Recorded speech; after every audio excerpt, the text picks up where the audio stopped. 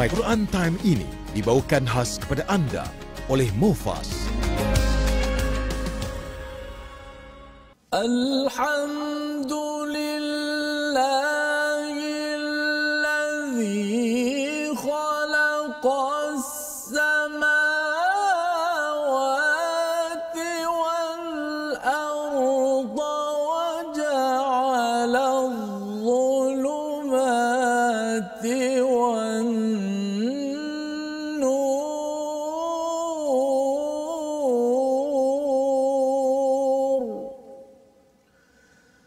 ثم الذين كفروا بربهم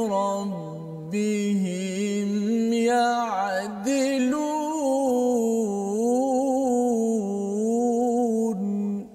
صدق الله.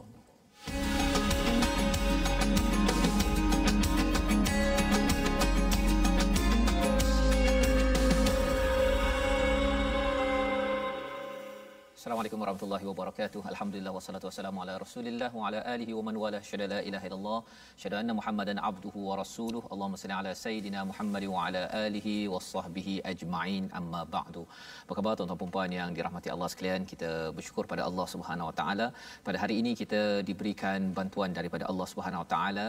Kita selalu memohon daripada Allah pada suratul Fatihah, ihdinas siratal mustaqim, mohon untuk diberikan hidayah.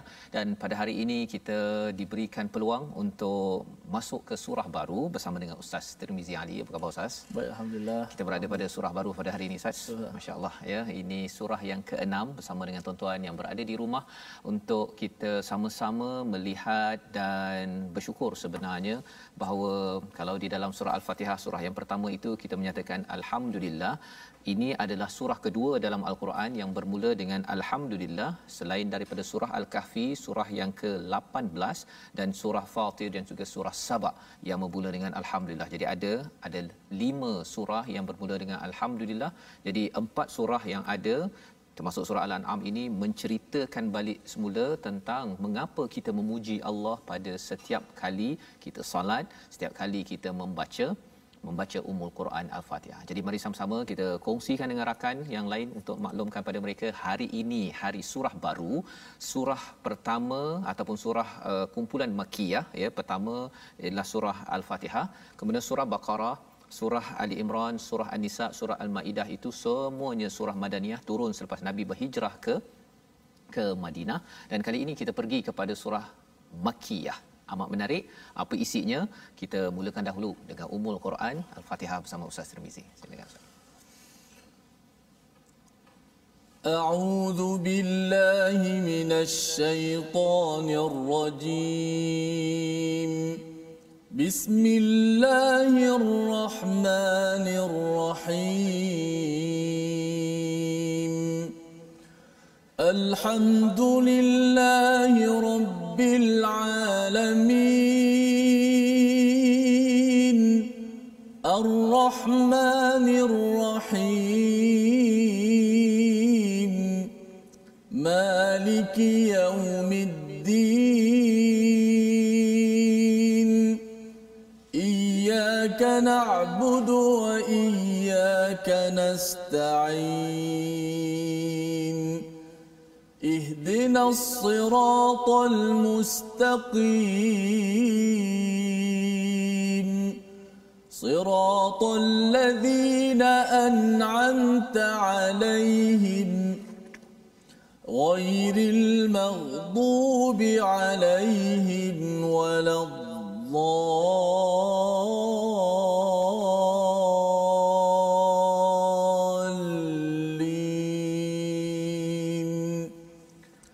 Amin ya rabbal alamin. Begitulah bacaan daripada surah Al-Fatihah untuk kita sama-sama menghargai kepada perjalanan hidup kita ini. Alhamdulillah rabbil alamin. Segala pujian bagi Allah Tuhan sekalian alam.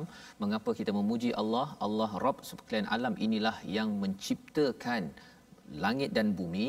Inilah yang disyarahkan ataupun dijelaskan dalam ayat pertama surah Al-An'am, surah Makkiyah, surah yang turun pada Nabi Muhammad sallallahu alaihi wasallam di bahagian ketiga ataupun bahagian hujung dalam kehidupan Nabi di Mekah, ya, sebelum Nabi berhijrah ke Madinah. Jadi apakah yang menarik tentang surah ini sebelum kita pergi masuk lebih dalam Ustaz, ya? Pada hari ini kita melihat bahawa surah Madaniyah yang kita sudah belajar daripada surah Baqarah, surah Ali Imran, surah An-Nisa dan juga surah Maidah itu banyak bercerita tentang peraturan, ya, dan dalam surah Al-An'am dan juga surah pasangannya, ya, kalau kita melihat pada Islahi menyatakan pasangan pada surah Al-An'am ini adalah surah Al-A'raf. Surah Al-An'am ini bercerita tentang iman dan surah Al-A'raf juga bercerita pasal iman.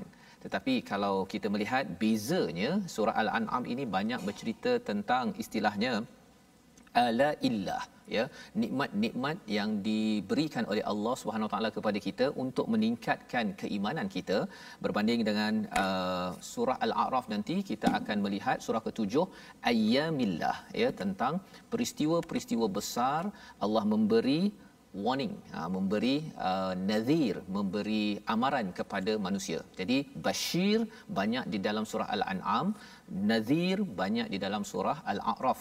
Jadi ini gambaran besar dalam surah ini, dan lebih daripada itu surah Makkiyah ini membina personality, membina karakter kita. Dan surah Madaniyah, surah yang kita dah belajar sebelum ini, surah Baqarah, surah Ali Imran, surah Nisa dan juga surah Al-Maidah, itu adalah untuk mencantikkan personality kita, ya. Jadi surah Makkiyah ini banyak bercerita tentang nilai, maka kena ada peraturan. Pasal ada dua ekstrim dalam kehidupan, ada orang yang dia ikut peraturan tapi tidak ada nilai. Ada orang yang ada nilai, ya, dia mungkin kata saya ini ingin menghargai Allah, tetapi dia tidak mematuhi kepada peraturan, ya.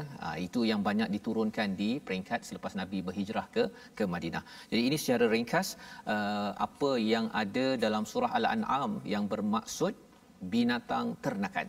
Ini sebagai salah satu ala illah, iaitu nikmat-nikmat daripada Allah SWT. Jom kita lihat sinopsis pada hari ini.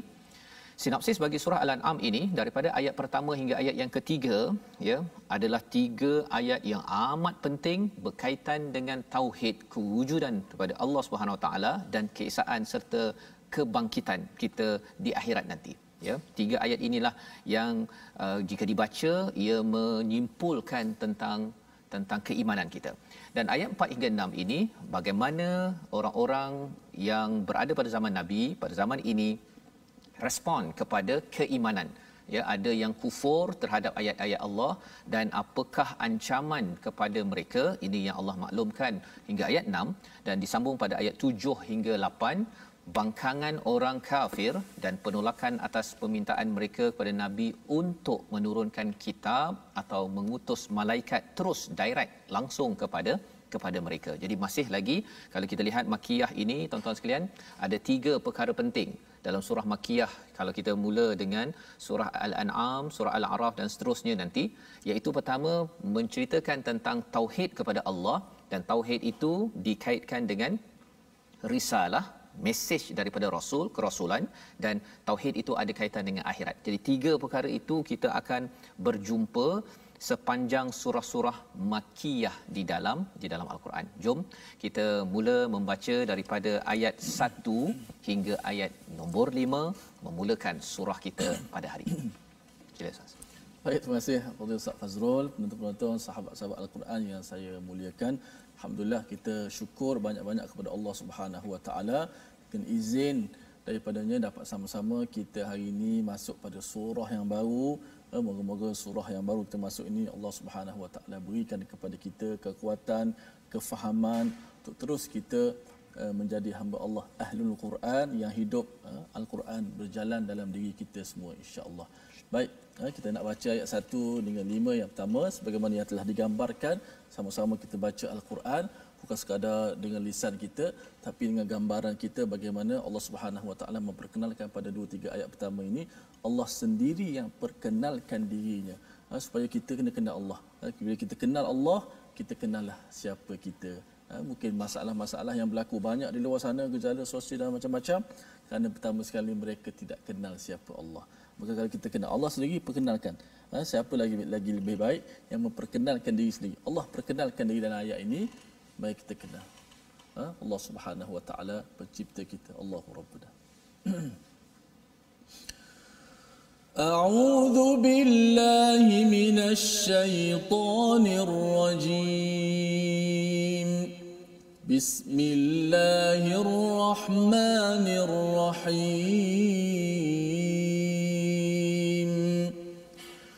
Alhamdulillahi alladzi khalaqas samawati wal arda wa ja'ala adh-dhulumati wan nur.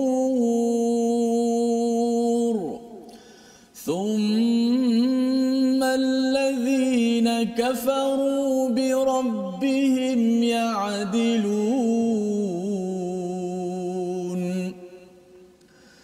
Huwa alladhi khalaqakum min tinin thumma qada ajala wa ajalun musamman 'indahu thumma antum tamtarun. Wa huwa Allahu fis samawati wa fil ard ya'lamu sirrakum wa jahrakum wa ya'lamu ma taksibun. Wa ma ta'tihim min ayatin min ayati rabbihim illa kanu 'anha mu'ridin. Faqad kadzabu bil haqqi lamma ja'ahum fasawfa ya'tihim anba'u ma kanu bihi yastahzi'un. Sadaqallahu. Surah Al-Azim, gitulah bacaan daripada ayat pertama hingga ayat yang kelima di dalam surah Al-An'am. Dan mari kita lihat dahulu kepada 3 ayat pertama, kerana 3 ayat pertama ini menjelaskan tentang keimanan kepada Allah. Allah memperkenalkan dirinya, Alhamdulillahillazi khalaqas samawati wal ard. Ya, segala pujian bagi Allah yang menciptakan 7 petala langit, ya, pelbagai petala langit dan bumi. Dan kalau kita perasan, sebenarnya surah Al-An'am ini hadir disusun selepas surah Maidah. Kalau kita lihat di hujung surah Al-Maidah itu, Allah menyatakan lillahi mulkus samawati wal ard wa ma fihin wa huwa ala kulli syai'in qadir. Bahawa segala-galanya langit dan bumi ini milik Allah, apa ada di dalamnya, Allah berkuasa atas tiap-tiap sesuatu. Jadi bila kita melihat kepada segala alam maya pada ini, kesannya apa? Kita akan memuji kepada Allah, alhamdulillahillazi khalaqas samawati wal ard. Dan Allah menyatakan juga di sini wa ja'ala dhulumati wan nur. Jadi khalaqa ini sesuatu yang dicipta nampak jelas, tetapi lebih daripada itu wa ja'ala dhulumati wan nur ini adalah penciptaan kegelapan. Zulumat itu dalam bentuk plural, dalam bentuk jamak, dan juga wan nur, satu cahaya. Thumma alladhina kafaru bi rabbihim ya'dilun. Jadi apakah yang menarik tentang wa ja'ala zulumati wan nur? Allah menjadikan kegelapan yang ada dan Allah berikan cahaya, dan cahaya itu tak banyak Ustaz ya, satu je. Jadi kegelapan banyak. Kalau Ibn Abbas menyatakan zulumat ini sebagai kufur, nur itu adalah iman. Jadi dengan satu keimanan ia dapat melenyapkan segala kegelapan, masalah-masalah kekufuran yang ada di atas muka bumi ini. Sumalladzina kafaru bi rabbihim ya'dilun. Tapi masalahnya bagi orang yang kufur pada Allah, orang yang ada kebenaran, kafara itu ada biji benih dan kemudian ditutup dengan tanah, itu kafara. Sumalladzina kafaru, orang yang kufur itu bi rabbihim ya'dilun, pada Tuhannya dia ya'dilun, menyamakannya. Dia kata bahawa Tuhan dengan makhluk sama saja. Padahal Tuhan dah jadikan, ciptakan langit bumi ini, tak ada makhluk yang mengaku, Firaun pun tak berani nak mengaku bahawa dia boleh benamkan dan terbitkan matahari, ustaz ya. Jadi ini yang salah pandang ataupun cuba ditutup oleh orang kufur, orang kafir. Dan orang kafir juga merasakan bahawa kegelapan dan juga cahaya sama saja. Sama sahaja agama Islam ke, Kristian ke, agama Buddha ke, sama sahaja. Ya'dilun. Tetapi bagi orang yang beriman tahu bahawa tak sama. Ya, itu sebabnya bila bercakap tentang zulumat wan nur ini ada dua perspektif. Satu, kegelapan cahaya yang kita nampak dari luar, fizikal.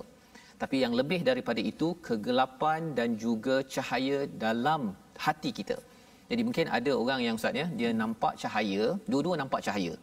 Tetapi seorang ini dia mungkin kerana dia tak ada ilmu keimanan, maka dia nampak cahaya, dia nampak matahari je. Tapi orang yang beriman kata subhanallah. Allah. Ini adalah kehebatan Allah SWT. Jadi bukan sekadar nampak matahari, tetapi dia nampak pencipta matahari itu sendiri, dan akhirnya dia mengaku bahawa Allah ini memang baik.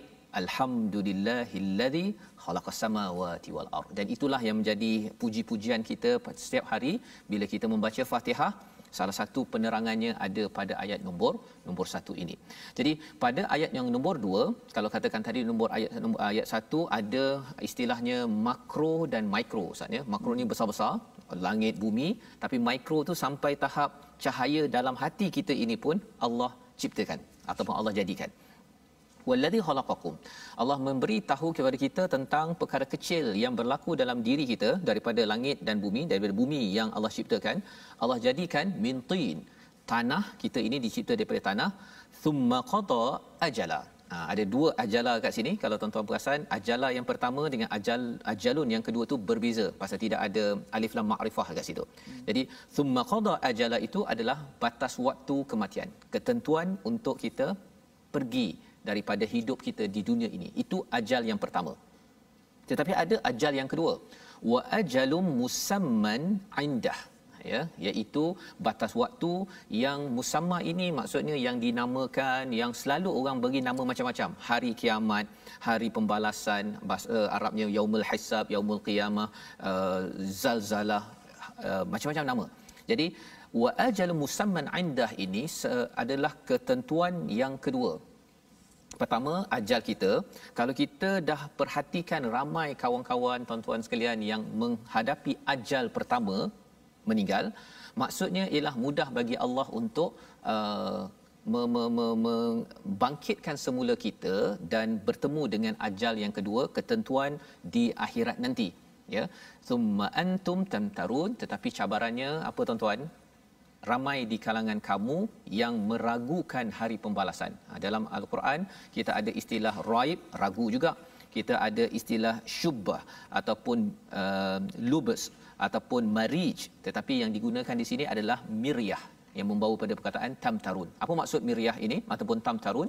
Iaitu ada fakta yang memang betul-betul jelas tetapi diragukan. Dah jelas dah bahawa matahari itu adalah matahari yang memberi cahaya, tapi ada yang ragu-ragu betul ke matahari ini hebat, kan, ataupun diciptakan. Dah tahu dah memang matahari ini tak ada siapa yang boleh ciptakan, tak ada siapa yang boleh menafikan perkara tersebut. Jadi bagi kita yang melihat matahari, kita yakin bahawa mesti ada penciptanya. Maka kalau ada pencipta matahari, mudah sahaja bagi Allah Subhanahu Wa Taala, ustaz ya. Kalau kita boleh tengok Allah ciptakan ramai orang daripada kosong jadi ada, nak bangkitkan semula sampai di akhirat nanti, itu adalah fakta, ya. Dia bukan lagi rasa-rasa, itu adalah sesuatu yang jelas, dan itu ada kaitan dengan keimanan kita kepada Allah Subhanahu Wa Taala. Perkara yang ketiga, ayat yang ketiga, wa huwallahu fis samawati wa fil ard ya'lamu sirrakum wa jahrakum wa ya'lamu ma taksibun. Iaitu Allah dialah yang berada ataupun yang disembah pada langit dan di bumi, mengetahui yang kamu rahsiakan, yang kamu zahirkan. Ya, jadi ini perkara yang ketiga, wa ya'lamu ma taksibun. Allah tahu apa yang saya buat, tuan-tuan buat. Keimanan ini menjelaskan kepada kita bahawa Allah bukan sekadar jaga yang besar-besar, yang kecil-kecil pun Allah tahu, Allah jaga. inilah yang memberi kepada kita keimanan yang lebih kuat bahawa kalau katakan ada di kalangan kita ada masalah Ustaz ya, dia rasa dia mengadu dalam hati je saja, nak cakap lebih-lebih pun saya tak berani contohnya. Allah tahu dan inilah yang menyebabkan ada orang yang respon dengan baik, ada yang respon tidak baik. Jom kita baca ayat nombor 4 untuk kita melihat macam mana respon yang ditegur oleh Allah di dalam surah Al-An'am ini. Ayat keempat. Auzubillahi minasyaitanir rajim. Wa ma ta'tihim min ayatin min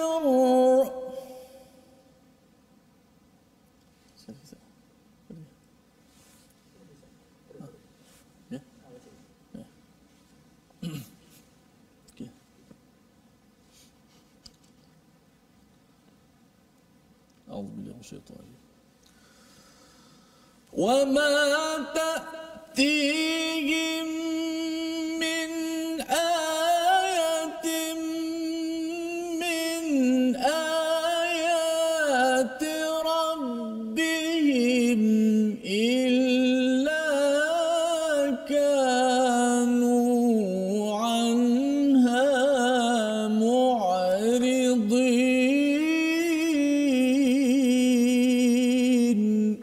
Sadaqallahu.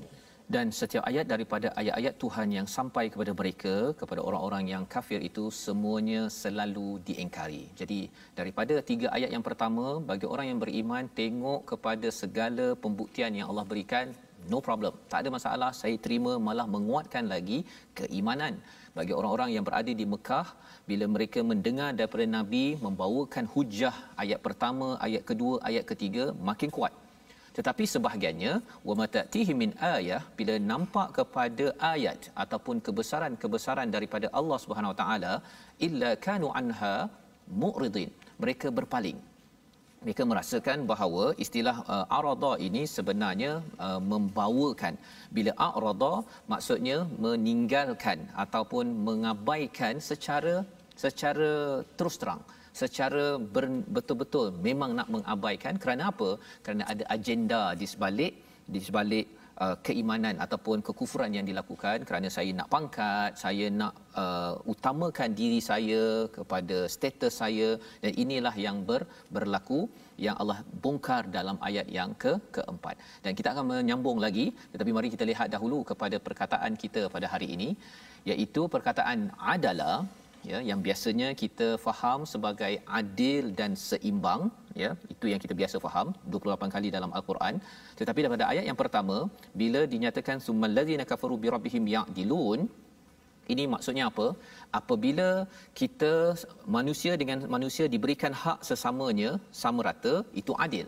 Tetapi bila manusia disamakan dengan Tuhan, itu juga ya'dilun, itu adalah adil yang negatif, ya, yang tidak wajar dibuat, menyamakan Tuhan dengan makhluk buat sesuatu kemudian kata sama je dengan Tuhan, ataupun kegelapan dengan cahaya sama sahaja. Sebenarnya itu adalah adil yang negatif yang ditemplak oleh Allah pada ayat yang pertama lagi. Jadi ini yang kita akan lihat dalam surah Al-An'am. Kita ingin melihat keadilan itu dengan cara yang benar, bukan menyamaratakan pada tempat yang salah. Jadi kita berehat sebentar, kita bersambung kembali selepas ini. My Quran Time, baca faham amal, insya-Allah.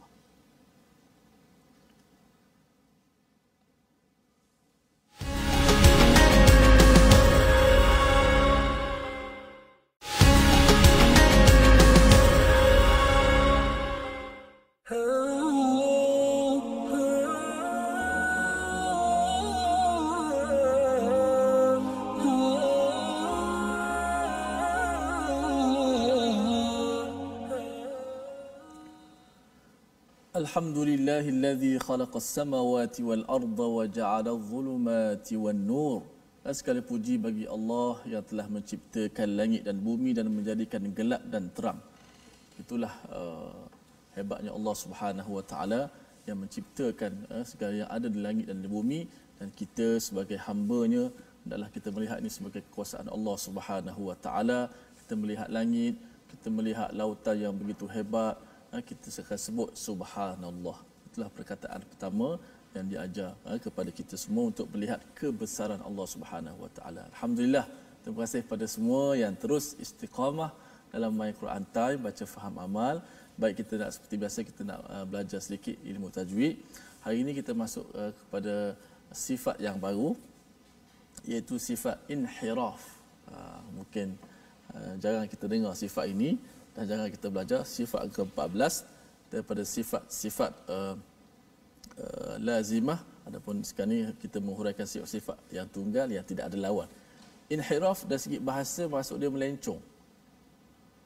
Istilahnya ketika menyebut hurufnya melencong. Melencong tu apa melencong? Ada ustaz kata bila melencong ni lidah kita ni kena melencong ke sana sini, ke kanan ke kiri. Sebenarnya yang dimaksud dengan melencong itu ialah suara melencong. Kalau suara melencong nak melencong macam mana? Kalau lidah yang melencong susah juga kan tu, sebab ada yang bila sebut lam je dia gitu kan, dia nak lidah kita melencong. Tidak. Lam mesti sebut la al.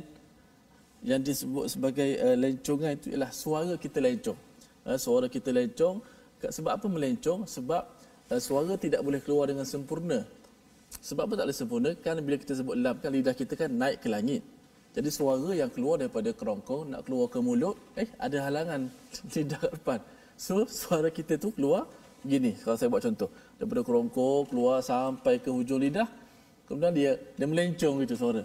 Keluar daripada mulut. Keluar daripada. Kalau ini ibaratkan saya punya lidah, hujung lidah, maka suara kita keluar melencong ke tepi. Daripada tepi lidah keluar suara ke di hujung mulut. Itu al, la, li, lu, al, sama je berbaris ke ketika mati pun sama, sifat inhiraf tetap ada. Kerana bila sebut berbaris tetap ada, bila mati lebih jelaslah, lebih audah, lebih jelas sifat tu. Alhamdu, maka suara keluar tu dia keluar daripada kerongkong kita, kemudian dia melencong ke sebelah tepi kanan dan kiri hujung lidah, keluar ke depan. Itu masuk lencongan. Bukan masuk bila sebut inhiraf, lidah kita kena melencong situ sampai berbelit-belit lidah kita. Tidak, suara yang disebut dengan inhirafu yanharifus saut, suara yang melencong tu. Pada lam dia ada hurufnya ada dua, lam dan ra. Pertama lam, dia ada perbezaan sikit lam dengan ra. Dan inhiraf pada lam lebih banyak daripada ra sedikit sahaja. Contoh ayat kita alhamdu. Ini sifat yang tak susah. Jangan pula bila belajar inhiraf, makin susah pula sebut lam. Padahal senang aja. Alhamdu itu saja. Jangan sampai tak ada. Dia melencong itu, ingat mailus sautul harf. Maksud dia suara yang melencong. Kenapa? Bila lidah kita angkat ke atas, maka suara tak boleh keluar straight ke depan macam tu. Kerana lidah kita tak nak angkat. Disebut sebagai bisababi i'tirad lisan tariqah. Maka suara itu lencong daripada tepi hujung lidah tu keluar. Juga pada ra, ya'lamu sirrakum, ra ya'lamu sirrakum. Cuma ra, inhiraf pada ra ini, lencong pada ra sedikit saja berbanding lam. Kerana ra dia hanya melencong sedikit, kemudian dia tetap keluar daripada hujung lidah kita. Tak seperti lam. Itu sifat inhiraf. Jangan pening-pening. Jangan sebab bila belajar inhiraf tak boleh sebut pula lam dengan ra. Macam mana kita sebut dah betul. Cuma nak sebutnya sifat inhiraf ni ada pada lam dengan suara pada ra. Kerana apa? Disebut li adabi kamali. Maksud dia kerana tidak dapat kesempurnaan suara keluar tu pada makhraj lam dengan ra. Kerana lidah kita terangkat, maka suara itu keluar, dilencongkan suara itu. Tidak ada apa-apa ini, jangan risau. Tidak ada apa-apa ya. Cuma nama je Ustaz ya, nama ya. Kita dah biasa, cuma dia kadang-kadang ada orang dia susah nak sebut ra Ustaz ya, pasal lidah ada orang kata lidah pendek, betul ke? Lidah pendek. Ada ke? Saya rasa pertama mungkin jugalah, tapi kalau diletakkan pada tempat yang itu berkaitan dengan makhraj lah. Makhraj tempat yang betul, insya-Allah boleh. Insya-Allah. Okey, pasal ada yang bila cakap sampai ke atas. Dia kalau cakap terima tu dia jadi raw dia tu dia tak berapa raw kan. Jadi itu pasal apa tu? Adakah pasal inhiraf tu tak berlaku secara dia bagus? Tidak berkaitan dengan itu, dia berkaitan pada makhraj. Maknanya dia sebut ra, sepatut ra ni hujung lidah. Tapi dia sebut ra tidak hujung lidah, dia sebut pada pangkal lidah. Dia pergi pada pangkal, dia pergi pada hujung halkum. Ra. Dia letak situ dah. Dia dah set dah. Ra jauh tu. Tapi kalau dia disebut ra pada tempat yang betul, pada hujung lidah, dinaikkan ke atas dan ada sifat getaran, maka boleh sebut ra, insya-Allah. Maksudnya dia boleh dilatih. Boleh latih. Masya-Allah ya. Jadi itu panduan untuk kita bersama membaca dan memahami hari ini istilahnya inhiraf maksudnya. Semalam pun kita ada bincang juga, inhiraf ni biasanya penyelewengan kalau dalam akidah apa sebagainya kan, tapi ini bukan dalam tajuk akidah, tajuk tajwid kita pada hari ini. Baik, kita meneruskan pada ayat yang ke-6 hingga 8 untuk kita melihat. Sebelum kita melihat pada ayat 6 ini, Allah bercerita tentang apakah yang berlaku pada ayat 5 ini. Faqad kadzabu, orang-orang yang kufur, mereka ini satu berpaling pada ayat 4, kemudian dia mendustakan.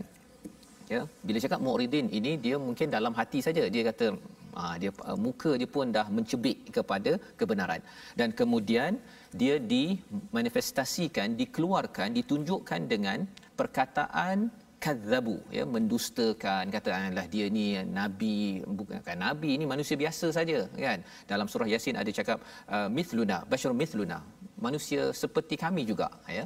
Jadi itu adalah tanda-tanda mendustakan risalah, dan lebih daripada itu faqad kadzabu bil haqq, mendustakan kebenaran yang sampai, lamma ja'ahum fasawfa ya'tihim amba'u ma kanu bihi yastahzi'un, ya. Apa yang berlaku, maka kelak akan sampai kepada mereka berita-berita yang selalu mereka perolok-olokkan. Jadi mula-mula dia mendustakan, kemudian dia mempermain-mainkan. Ini adalah teknik-teknik bagaimana orang boleh menjadi kufur. Dan Allah memberitahu kepada kita bahawa cuba perhatikan kesan kepada orang-orang terdahulu. Apakah yang Allah suruh perhatikan? Kita sambung bacaan daripada ayat 6 hingga ayat yang ke-8 bersama Ustaz Tarmizi. Baik, penonton-penonton, sahabat-sahabat Al-Quran, jom sama-sama kita membaca ayat ke-6, 7 dan 8 daripada surah Al-An'am ini. A'udzu billahi minasy syaithanir rajim. ألم يروا كم أهلكنا من قبلهم من قرن مكناهم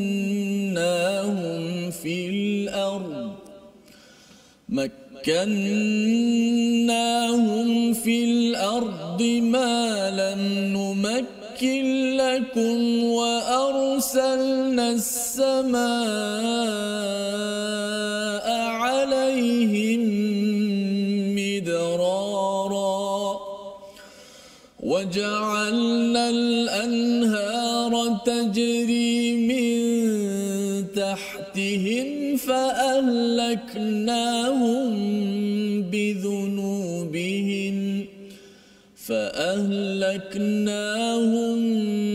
بذنوبهم وأنشأنا من بعدهم قرنا آخرين ولو نزلنا عليك كتابا في قرطاس فلمسوه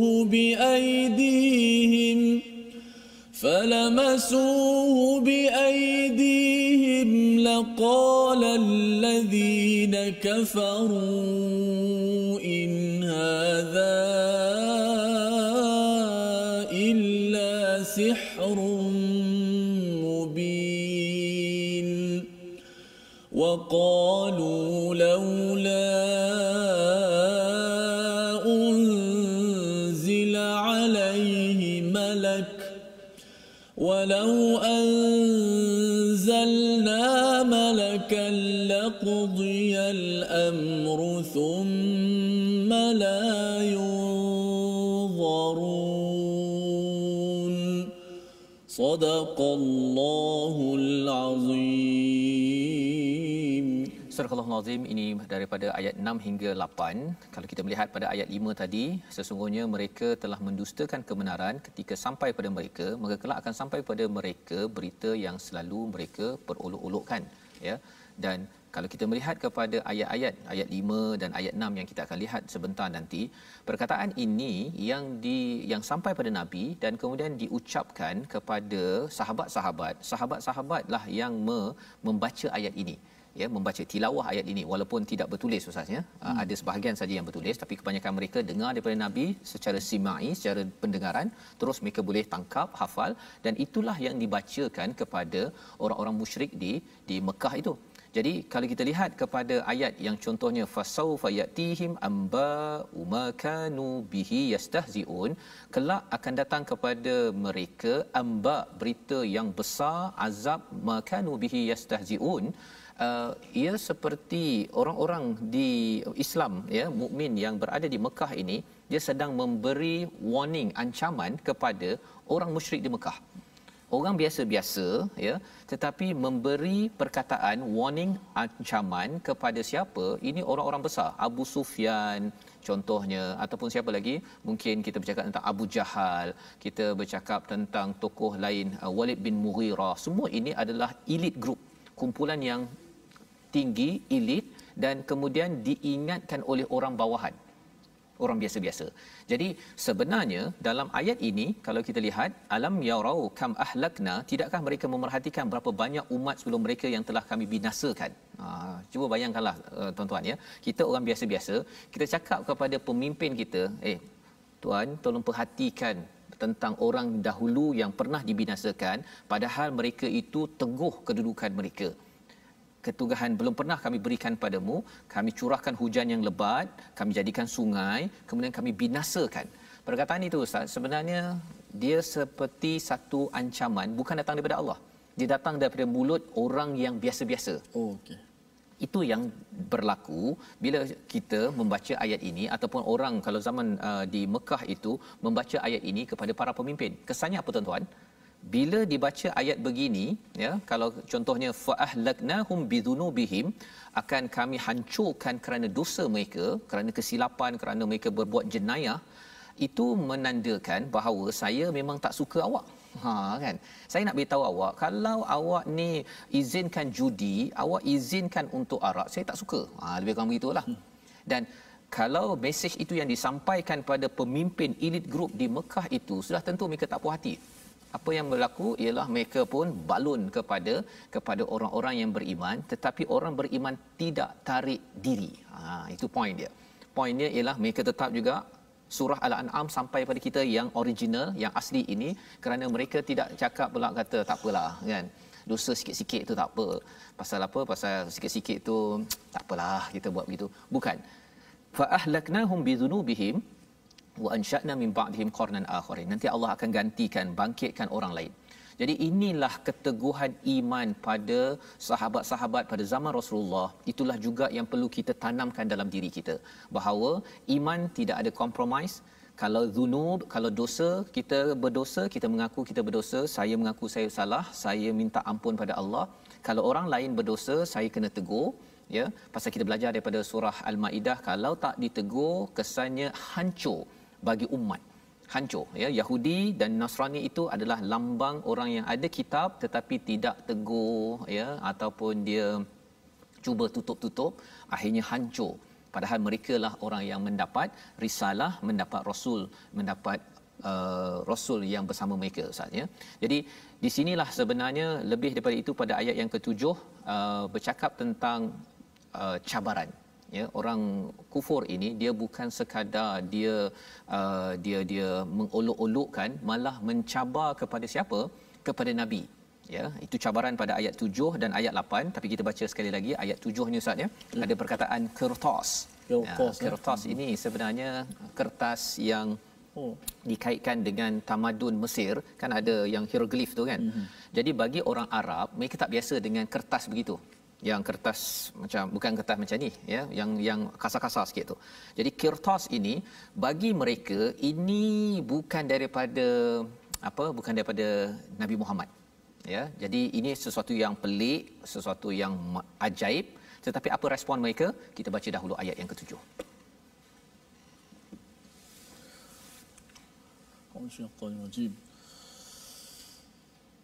ولو نزلنا عليك كتابا في قرطاس فلمسوه بأيديهم لقال الذين كفروا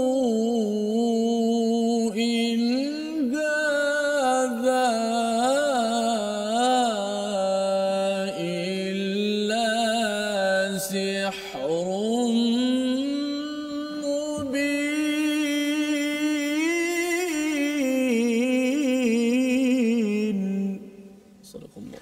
Surah Al-Azim ayat yang ke-7, dan sekiranya kami turunkan kepadamu wahai Muhammad tulisan di atas kertas sehingga mereka dapat memegangnya dengan tangan mereka, nescaya orang-orang kafir itu berkata ini tidak lain hanyalah sihir yang nyata. Ya, maksudnya kertas bukan teknologi yang ada di kawasan Arab pada waktu itu.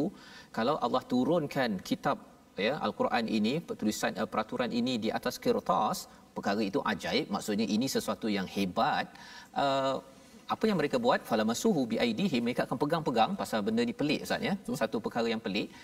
Tapi apa yang berlaku? Pasal dalam hati mereka itu ada zulumat. Laqala alladhina kafaru, berkatalah orang-orang kafir itu, in hadza illa sihrun mubin, ini hanyalah sihir. Ya, walaupun dia yang nakkan benda yang hebat-hebat, yang pelik-pelik daripada Allah SWT untuk mengesahkan kebenaran Nabi, tetapi apa yang berlaku ialah pasal yang masalahnya adalah dalam hati itu sendiri. Inilah yang kita lihat pada ayat 115 pada surah Al-Maidah sebelum ini. Kita tengok semalam bila Allah menyatakan tentang Hawariyun, Ustaz, ya. Yeah. Hawariyun dia minta Maidah minas sama, ya. Allah mengatakan Allah boleh turunkan. Tetapi kalau kamu kufur selepas Allah turunkan, apa Allah cakap? Fa inni u'adzibuhu 'adzaban la u'adzibuhu ahadan minal alamin. Aku akan azab dengan azab yang tidak pernah kena seluruh alam. Allah. Pasal apa? Pasal minta lebih-lebih. Ya, minta lebih-lebih. Okey, jadi inilah yang dilihat pada ayat yang ke-8 juga. Satu lagi, waqalu, kata mereka, kalaulah diturunkan malak. Apa maksud malak? Seorang malaikat. Pasal Nabi kata dapat wahyu, mestilah ada bodyguard. Kan? Mana bodyguardnya? Jadi mereka kata, kalau dah bagi pada Nabi Muhammad, dia ni orang biasa-biasa, bagi pada kami je lah, turunkan malaikat kepada kami. Walau anzalna malaka, ya, jikalah diturunkan malaikat, laqudiyal amru thumma la yunzarun, ya, iaitu apa? Malaikat ini hanya datang pada Rasul untuk bawa wahyu. Kalau malaikat turun kepada umat manusia, petandanya apa pada zaman dahulu? Sedang membawa bala, Ustaz. Itu dalam sejarah, kan, kalau malaikat turun bertemu dengan Lut, maksudnya, ya, jadi inilah yang kita perlu beri perhatian. Dalam hal ini mereka mencabar, minta benda pelik-pelik, tapi sebenarnya mereka sedang meminta azab daripada Allah kerana tidak menghargai kepada apakah mukjizat ataupun anugerah yang Allah telah berikan. Dan inilah situasi yang kita lihat pada halaman 128 ini secara luasnya. Mari kita sama-sama saksikan. Situasinya ialah, tuan-tuan boleh lihat di atas skrin tersebut, tentang bagaimana segala kejadian alam, apa-apa yang ada ini adalah untuk kita menghargai Allah Subhanahu Wa Taala. Ya, kita kaji sains sebenarnya untuk kita makin menghargai keimanan, kita makin sedar tentang pelbagai makhluk-makhluk di luar kerangka kita, adalah untuk kita makin dekat dengan Allah, memuji Allah, bukannya makin mu'ridin, iaitu berpaling ataupun mendustakan ataupun mengolok-olokkan ataupun mencabar lebih lagi kepada Allah Subhanahu Wa Taala. Jadi ini yang kita doakan, yang kita harapkan resolusi daripada halaman pertama surah Al-An'am pada hari ini. Mari sama-sama kita saksikan. Yang pertama, selalu puji Allah untuk mengelakkan diri kita menjadi orang yang zalim. lawan pada zalim ini adalah adil. Jadi kalau orang kafir itu menyatakan Allah ni sama saja, itu adalah zalim. Yang pertama. Yang kedua, buat persediaan untuk dua ajal, dua ketentuan yang Allah nyatakan. Pada ayat yang kedua, iaitu kematian, itu tanda bahawa kita akan boleh dibangkitkan di akhirat, kena buat persediaan. Dan yang ketiganya, elakkan diri daripada mendustakan kebenaran yang datang kepada kita. Apa sahaja yang Allah datangkan, semuanya itu adalah ayat, jangan didustakan, kerana apabila ia didustakan, Allah pernah menghancurkan orang yang lebih hebat daripada kita pada zaman dahulu. Kita tidak mahu diazab pada dunia ini sampai ke akhirat nanti. Kita doa sama-sama bersama dengan Ustaz Tirmizi. Bismillahirrahmanirrahim.